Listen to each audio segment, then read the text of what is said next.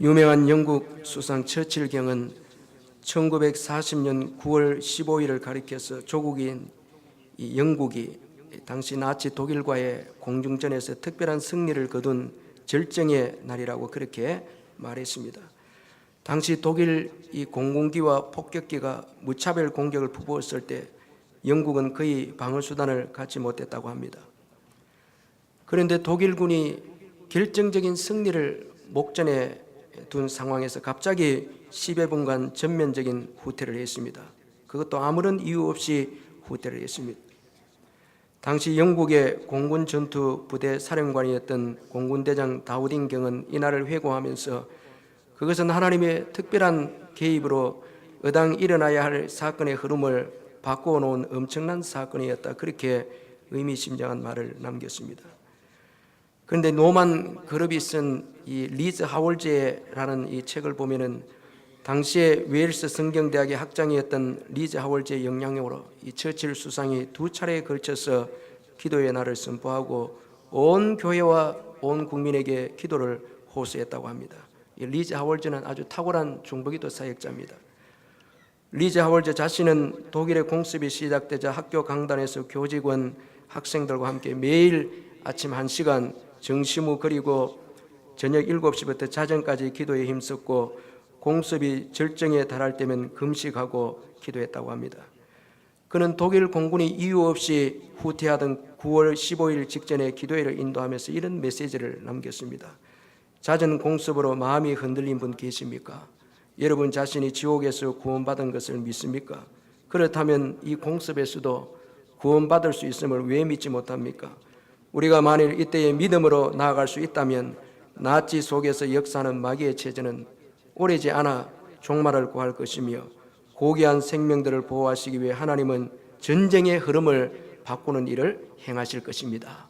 이런 이 독일군이 1940년 9월 15일에 갑자기 이 후퇴한 그때의 직전에 이 리즈 하월즈가 이런 의미 있는 메시지를 말했습니다.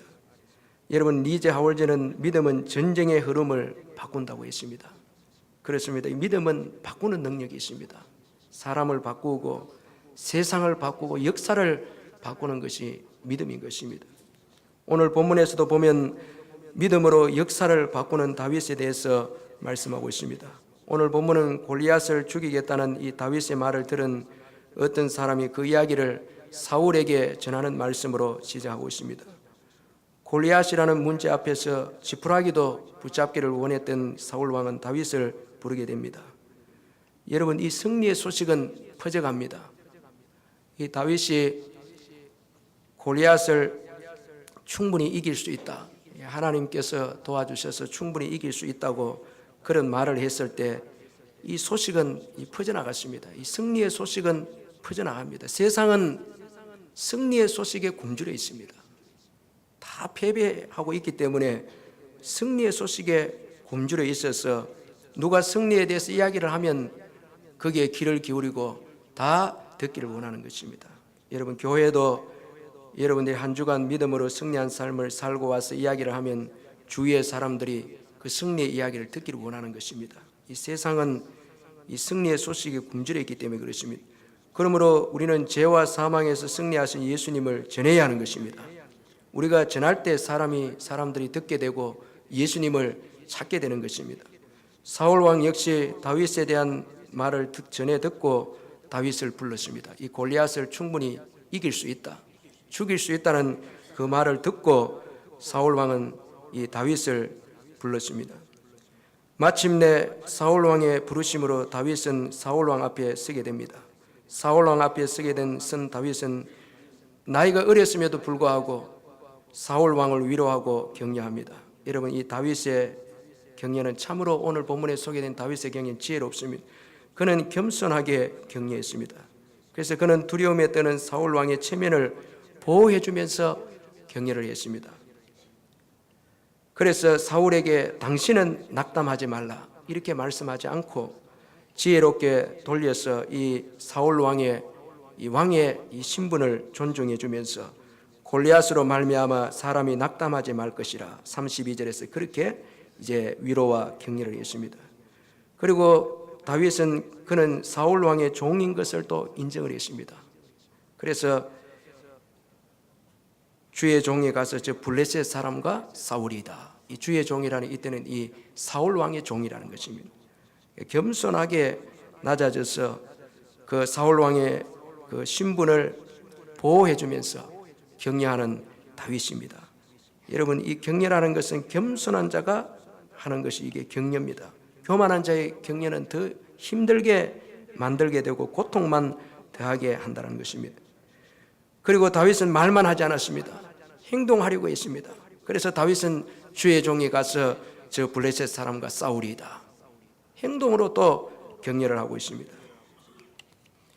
다윗은 어린 나이임에도 불구하고 이렇게 사울 왕을 격려했습니다. 여러분, 격려는 나이가 많고 지위가 높다고 하는 것이 아니라 격려는 하나님을 의지하는 신앙의 사람들이 하는 것이 바로 이 격려인 것입니다. 참 격려는 신앙을 가진 사람이 하는 격려인 것입니다. 신앙의 사람은 해결책을 가지고 있기 때문에 그렇습니다. 왜냐하면 하나님은 우리의 문제보다 크심을 믿기 때문에 그렇습니다. 다윗은 신앙을 소유한 소년이었습니다. 여러분, 이 격려라는 것은 너무나 중요합니다. 격려는 우리를 일어나게 하는 것입니다. 1849년 미국 뉴잉글랜드에서 정직하고 성실하게 세관 감정관으로 일하던 한 남자가 너무 고지식하다는 이유로 해고되어서 이제 실직을 당했습니다. 그때 아내는 뜻밖의 그에게 이런 이야기를 합니다. 여보, 잘된 일이 아닌가요? 이제야말로 당신이 하고 싶었던 꿈을 이루실 때가 되었잖아요. 소원대로 글을 쓰세요. 그렇게 실직한 남편에게 아내가 격려해 주었습니다. 그날 밤 아내의 부탁으로 그의 집을 찾은 교회 친구 몇몇이 그에게 창작 활동을 할 것을 또 격려를 합니다. 그리고 불과 반년이 못 되어서 소설 하나가 세상에 태어났는데 그 소설이 바로 유명한 주홍글씨라는 소설입니다. 이 실직한 세관 감정관은 청교도 문학사에 많은 발자취를 남긴 나다나엘 호손이라는 사람입니다. 그가 실직하던 밤부터 꾸준히 그를 찾은 친구 중에 한 사람이 유명한 시인 롱펠로였습니다. 부인과 롱펠로가 이 나다나엘 호손에게 그 어려운 가운데서 격려하고 위로해 준 결과 위대한 소설가가, 이 문학가가 나올 수가 있었다는 것입니다. 따라서 여러분, 격려가 없으면 위대한 인생도 없습니다. 그러므로 격려가 위대한 것입니다. 격려를 하면 놀라운 그 위대한 사람들이 나올 수가 있다는 것입니다. 이처럼 믿음의 소년 다윗은 사울 왕을 격려했습니다. 그런데 문제는 다윗의 모습을 본 사울 왕이 실망하고 말았다는 것입니다. 그는 소년인 다윗이 골리앗과 싸울 수 없다는 것이었습니다. 사울 왕은 다윗이 소년인데 반해서 골리앗은 어려서부터 용사이다, 그렇게 말했습니다. 보이는 외모만 보고 전쟁의 승패를 판단하는 사울 왕입니다.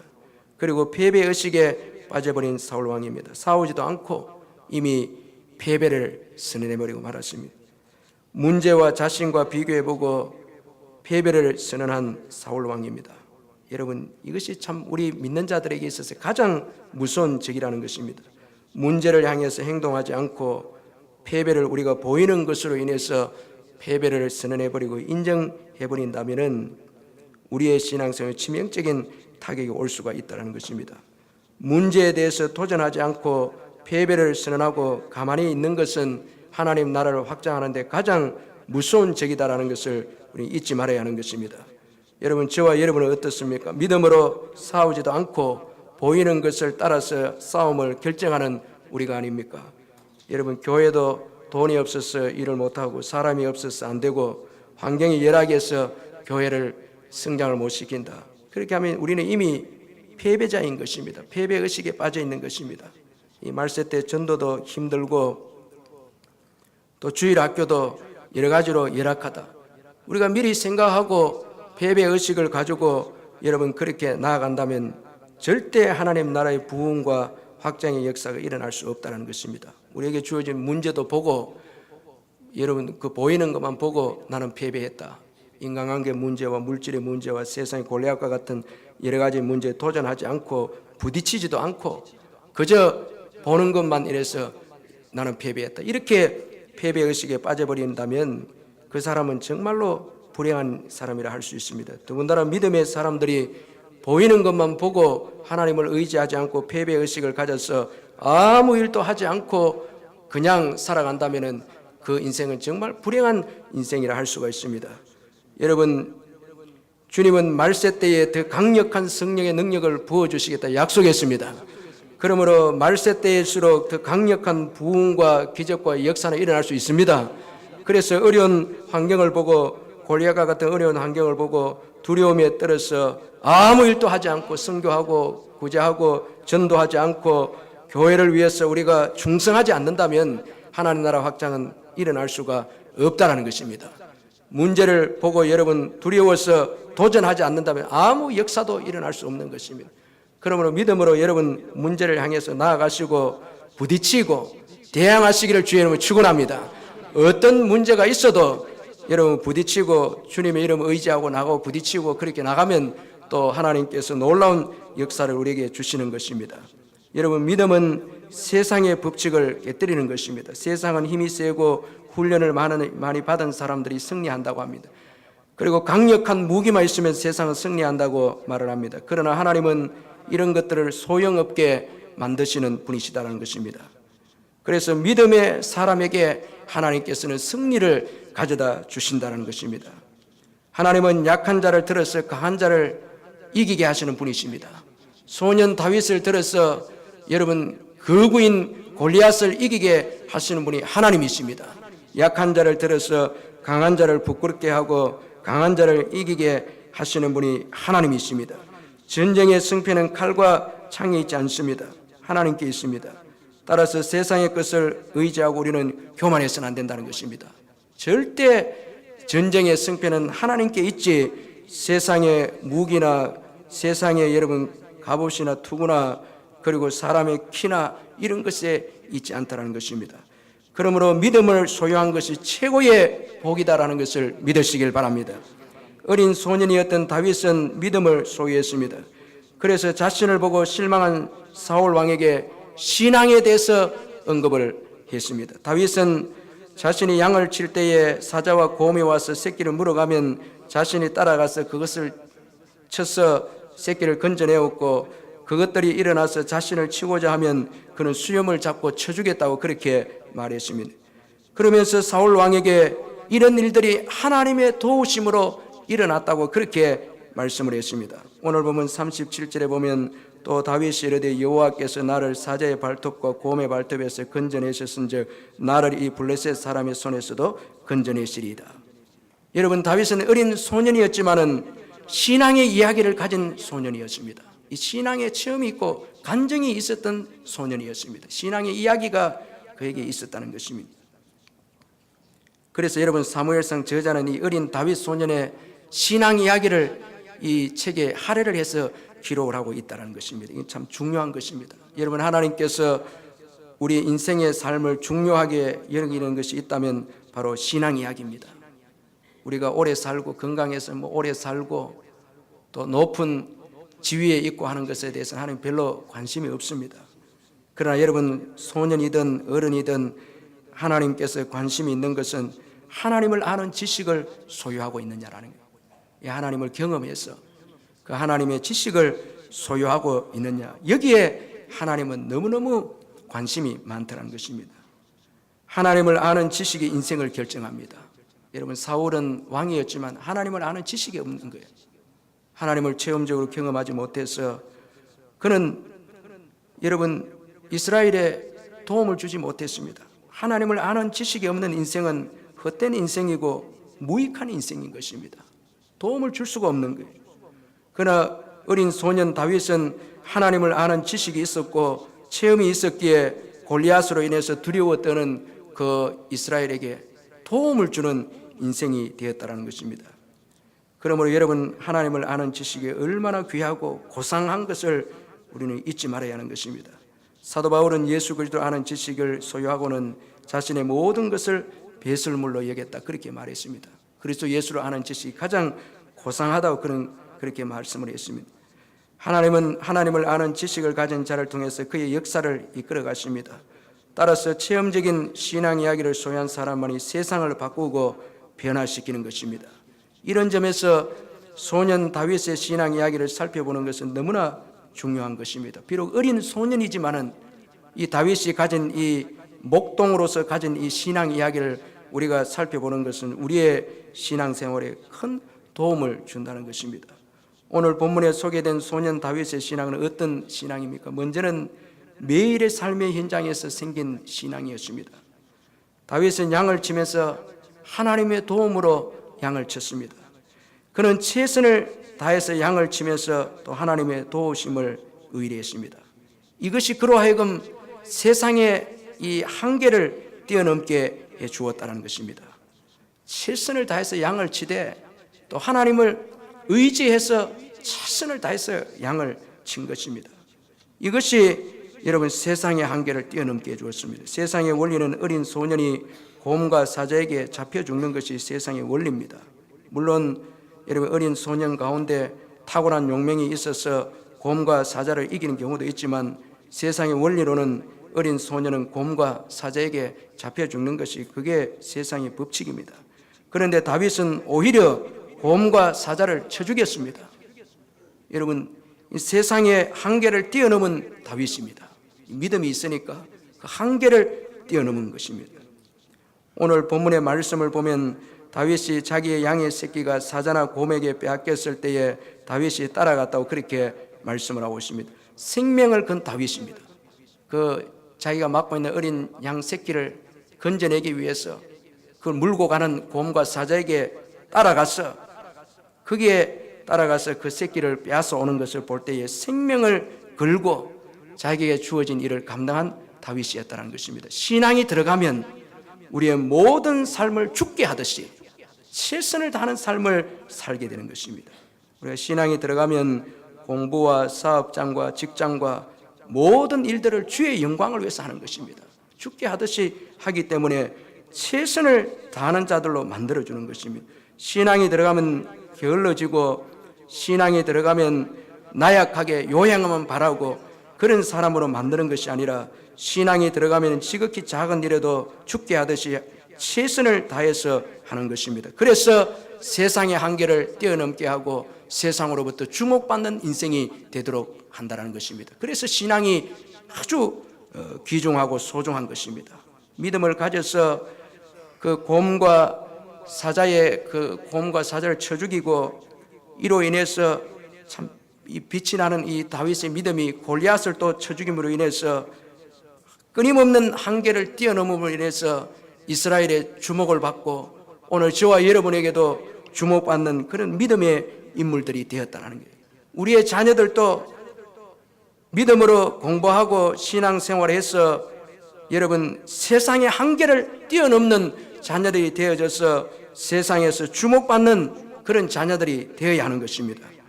그러므로 여러분 현재 우리에게 주어지는 매일의 삶의 신앙으로 사시기를 주의 이름으로 축원합니다. 매일매일 삶을 하나님의 도우심으로 살 때에 최선을 다하게 되고 그 최선을 다할 때 한계를 뛰어넘는 학생이 되고 사업가가 되고 직장인이 되고 그리스도인이 되는 것입니다. 그렇게 되면 세상에 주목받는 빛과 소금의 사명을 감당하는 그런 삶을 살게 되는 것입니다. 여러분 우리에게도 매일매일 주님의 도우심이 없이는 살아갈 수 없는 것입니다. 매일의 삶 속에 우리에게도 사자와 곰과 같은 어려움이 있기 때문에 그렇습니다. 우리의 모든 삶의 여정에 어린아이 때는 어린아이 때의 어려움이 있고 중고등부 때는 중고등부 때 어려움이 있고 또 청년의 때는 청년의 때 어려움이 있고 장년과 노년의 노년의 때 어려움이 있기 때문에 매일매일 순간순간마다 우리는 하나님을 의지하고 하나님을 바라봐야 하는 것입니다. 하나님의 도움이 필요한 것입니다. 어떤 아이가 무거운 돌을 마당 이쪽에서 저쪽으로 옮기면서 낑낑거리고 있었습니다. 아버지가 이제 그 모습을 본 아들을 불러서 말했습니다. 얘야, 내가 가진 자원을 모두 동원해야 하지 않겠니? 그렇게 아들에게 말했습니다. 아들이 말하기를 아빠 안 그래도 그렇게 하고 있는 중이에요. 자신이 최선을 다해서 지금 들고 있는 거예요. 아빠가 다시 말합니다. 하지만 너는 아빠에게 도와달라고 부탁하지 않았지 않니? 그렇게 말합니다. 아들이 가진 자원에는 아빠가 가진 자원이 포함되어 있지 않았습니다. 여러분 아들은 그 엄청난 아빠의 자원을 이용하지 못했다는 것입니다. 오늘 저와 여러분도 매일의 삶 속에서 다윗처럼 우리의 일상 삶 속에서 주님을 의지하지 않는다면 주님의 엄청난 자원을 이용하지 않고 도움받지 않고 우리 힘으로만 그렇게 살아가는 어리석은 우리들이 될 수가 있다는 것입니다. 그러므로 우리 아이들, 공부하는 아이들도 신앙을 가져야 합니다. 신앙을 가질 때에 공부도 잘할 수 있는 것입니다. 다 신앙을 가지고 공부해야 되고 또 사업도 신앙을 가지고 하나님의 자원을 빌려서 사업을 해야 되고 직장 생활도 하나님의 도우심을 받아서 직장 생활을 하고 그렇게 할 때에 한계를 뛰어넘게 되고 주목받는 인생이 되는 것입니다. 어떤 부모님들은 중고등부 아이들에게 말하기를 이 중고등부 때는 열심히 공부하고 대학교에 가서 신앙생활을 해라 그렇게 말하는 경우 있는데 이렇게 되면 아이들이 대학교 들어갔을 때 만나는 골리앗에 다 패배하게 되는 것입니다.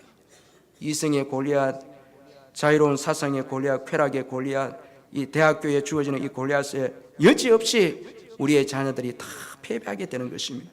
그러므로 중고등부 때에 매일매일 성실하게 주님을 의지하면서 신앙으로 살아야 대학교 때에 주어지는 그 어떠한 골리앗도 담대하게 이겨서 마침내 축복의 미래를 열고 축복의 아이들이 되는 것입니다.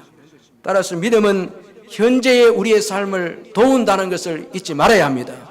공부하고 믿음이 반대가 되는 게 아니고 믿음이 있어야 여러분 공부를 잘할 수가 있는 것입니다. 하나님의 원리입니다. 하나님이 도와주셔야 인생이 되는 것입니다. 사업도 직장도 다 마찬가지인 것입니다. 내 힘으로는 한계가 있습니다. 그러나 하나님의 자원은 무한한 것입니다. 그러므로 우리의 모든 삶의 여정에는 매일매일 순간순간마다 하나님을 만나서 하나님과 교제해서 하나님의 도우심을 받아야 하는 것입니다. 이렇게 할 때 오늘의 신앙이 내일의 복을 맞이하게 되는 것입니다. 따라서 지금 현재를 내 마음대로 살면 안 되는 것입니다. 사울 왕처럼 하나님의 말씀에 불순종하고 권력의 도치가 되어져서 살아가서는 안 된다는 것입니다. 권력이 있고 물질이 있으면 되겠지. 절대 인생은 그런 것이 아닙니다. 하나님이 지켜주지 아니하면 결단코 인생을 승리할 수가 없다는 것입니다. 그러므로 우리는 끊임없이 우리 자신을 버리고 세상에 의지할 것들을 내려놓고 하나님의 도우심을 의지해야 될 줄로 믿습니다. 매일의 우리 삶 속에서 살아계신 하나님의 이야기가 있어야 복된 미래가 있음을 믿으시길 바랍니다. 그리고 또 다윗 소년의 이 믿음은 과거와 현재뿐만 아니라 미래도 우리 인생을 책임져 준다는 믿음이었습니다. 다윗은 지난날 하나님의 도우심으로 사자와 곰의 발톱에서 건짐을 받았다고 말씀을 하고 있습니다. 그러면서 지금도 골리앗의 손에서 하나님께서 건져내신다고 말씀하고 있습니다. 37절에 보면 다윗이 이르되 여호와께서 나를 사자의 발톱과 곰의 발톱에서 건져내셨은즉 나를 이 블레셋 사람의 손에서도 건져내시리이다 말씀하고 있습니다. 다윗은 과거의 하나님의 도움만 이야기하는 것이 아니라 현재의 하나님의 도움도 말씀하고 있습니다. 참 믿음이 주는 놀라운 축복인 것입니다. 여러분 세상의 것은 소유하면 할수록 불안하고 염려가 옵니다. 여러분 권력의 높은 위치에 올라가면 갈수록 더 불안합니다. 그리고 또 물질도 많아지면 잃어버릴까 빼앗길까 봐 거기에 마음이 빼앗깁니다. 자꾸 거기에 마음이 빼앗겨져서 자유를 누리지 못하고 평안을 누리지 못하면 그러나 여러분 믿음을 소유하면 소유할수록 믿음은 소유하면 소유할수록 더 평안과 소망과 여러분 자유함과 담대함을 줌을 믿으시길 바랍니다. 주님을 더 의지하고 은혜를 받으면 받을수록 믿음은 크면 클수록 더 우리를 자유하게 하고 평안을 주게 하고 기대하게 하고 소망 가운데 살게 하고 복된 미래를 꿈꾸게 하는 것이 믿음입니다. 세상의 것은 의지하면 의지할수록 더 초라해지는데 믿음은 점점 더 복되게 하는 것이 믿음인 것입니다. 할렐루야. 그래서 여러분 사람을 의지하면 의지할수록 더 초라해지고 더 여러분 자유를 누리지 못하지만 예수 그리스도를 의지하게 되어지면 더 풍성하게 누리게 되고 소망하게 되고 꿈을 꾸게 되고 자유하고 담대하게 되어지는 것입니다. 예수 그리스도를 의지하시기를 주의 이름으로 축원합니다. 그래서 여러분 중국 선교사 허드슨 테일러가 이런 말을 했습니다. 하나님의 뜻에 맞는 하나님의 일에 하나님의 지원이 부족할 수 없다. 이게 아주 의미 있는 말인데 하나님의 뜻대로 우리가 살면 하나님께서 그 일을, 이 하나님의 일을 하도록 우리에게 지원을, 부족함이 없는 지원을 하신다는 거예요. 다 하나님이 친히 공급자가 되시고 자원이 되셔서 하나님 일을 하는데 다 채워주시고 인도하신다는 것입니다. 그래서 어떤 분들이 일용할 양식보다 주님 10년의 양식을 주옵소서, 또 30년까지 미리 벌게 해주십시오. 여러분, 매일매일 주님을 의지하고 사는 게 그게 축복입니다. 기대가 생기고 또 소망이 있고 자유.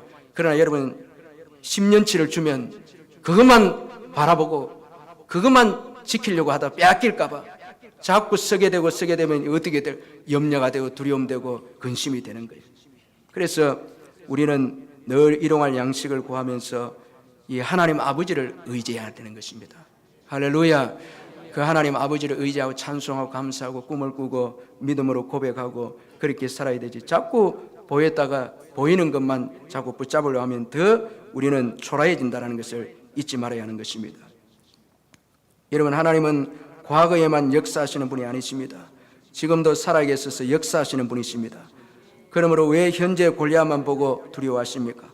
과거에 우리를 건져주신 하나님을 신뢰하시길 바랍니다. 하나님은 신실하신 분이십니다. 과거에 건져주셨다면 오늘도 건져주시는 분이십니다. 그렇지 않으면 과거의 하나님의 구원은 헛된 것이 되고 마는 것입니다. 과거에 우리를 건져주셨는데 현재 건져주지 못하고 미래를 건져주지 못한다면 하나님의 구원의 은혜는 헛된 것이 되고 마는 것입니다. 하나님께서 예수님의 십자가를 통해서 죄에서 우리를 구원해 주셨다면 천국에 드러나는까지 다 책임져 주심을 믿으시길 바랍니다. 예수님의 십자가는 우리의 구원을 다 이루었습니다. 그래서 예수님은 십자가에서 다 이루었다, 이 말씀은 우리의 과거의 죄와 현재의 죄와 미래의 모든 죄를 예수님께서 다 지불하셨고 해결하셔서 누구든지 예수님을 믿기만 하면 영생을 얻게 되어진다는 말씀인 것입니다. 여러분, 예수님께서 다 이루었다고 말씀하시는 것은 우리의 일평생의 삶을 책임져 줄 수 있다는 말씀인 것입니다. 과거에만 도와주시고 현재에 못 도와주시는 분이 아니다는 것입니다. 과거에 골리앗을 이기게 해주셨다면 지금에 주어진 골리앗과 같은 어려운 문제도 넉넉히 해결해 주시는 분이신 것입니다. 여러분, 누가 일평생 우리를 책임져 줄 수 있습니까? 여러분, 절대 일평생 책임져 줄 수 있는 사람은 없습니다. 예수님밖에 없습니다. 예수님만이 우리를 일평생 책임져 줄 수 있다는 것입니다. 그리고 여러분, 현재의 믿음은 아직 오지 않은 미래까지 결정하는 것입니다. 그래서 다윗은 나를 사자와 곰의 발톱에서 건져내셨은즉 나를 이 블레셋 사람의 손에서도 건져내시리이다, 그렇게 말씀을 했습니다. 여러분, 믿음을 가지면은 아직 오지 않은 미래를 바라보는 것입니다. 그래서 믿음은 바라는니다, 소망합니다. 그리고 놀라운 것은 그 바라는 대로 또 이루어지는 것입니다. 그래서 히브리서 11장 1절에 믿음은 바라는 것들의 실상이다. 믿음이 오면 미래에 될 일을 바라게 되고 그 바라는 것이 또 실상으로 나타나는 것입니다. 여러분, 예수 그리스도의 십자가의 승리를 바라십시오. 이미 승리했습니다. 저와 여러분이 육신의 죄성을 가지고 때로는 넘어져도 예수님이 재림할 때는 이 육신에 남아있는 죄도 다, 죄성도 다 여러분 바뀌어져서 신령한 몸이 되어져서 그때는 죄를 짓지 않게 되고 병도 걸리지 않게 되는 완전한 승리자의 몸이 되는 것입니다. 그래서 여러분, 예수님의 십자가의 승리는 여러분 이제 예수님의 재림을 통해서 완성되는 거예요. 그날을 바라보면서 지금 내가 자꾸 넘어진다고 해서 우리가 패배한다, 그것이 아닙니다. 때로는 우리가 넘어질 때도 있지만은 그러나 우리는 최종적으로 승리하는 자인 것입니다. 이미 예수님이 십자가에서 이기셨기 때문에 그 믿음을 가지고 여러분 우리가 꿈꾸고 바라고 흠도 점도 없는 우리 자신들을 믿음으로 바라보면서 주님의 도우심으로 바라보면서 나아갈 때에 재림의 때에 신령한 몸으로 변화되어져서 승리자의 몸이 되는 것입니다. 여러분, 믿음으로 꿈꾸고 바라시기를 주의 이름으로 축원합니다. 인생의 형통은 믿음의 크기에 달려 있습니다. 지금 여러분의 믿음의 크기는 어떻습니까? 어떤 분들은 과거에 국한된 믿음이 있습니다. 전에는 하나님이 도와주셨어요. 그런데 지금은 하나님이 나를 도와주지 않습니다. 이렇게 믿고 있는 분들이 있습니다. 또 어떤 분들은 현재까지 믿음을 적용하고 미래는 모르겠습니다 말하는 분도 있습니다. 그러나 사도 바울은 과거뿐만 아니라 현재와 미래에 대한 믿음을 소유했습니다. 그래서 디모데후서 4장 17절 18절에서 주께서 내 곁에 서서 나에게 힘을 주시면 나로 말미암아 선포된 말씀이 온전히 전파되어 모든 이방인이 듣게 하려 하심이니 내가 사자의 입에서 건짐을 받았느니라. 주께서 나를 모든 악한 일에서 건져내시고 또 그의 천국에 들어가도록 구원하시리니 그에게 영광이 세세무궁토록 있을지어다. 아멘. 과거에 사자의 입에서 건져주셨고 또 지금 악한 일에서 건져내시고 또 미래 그의 천국에 들어가도록 구원해 주실 것이다.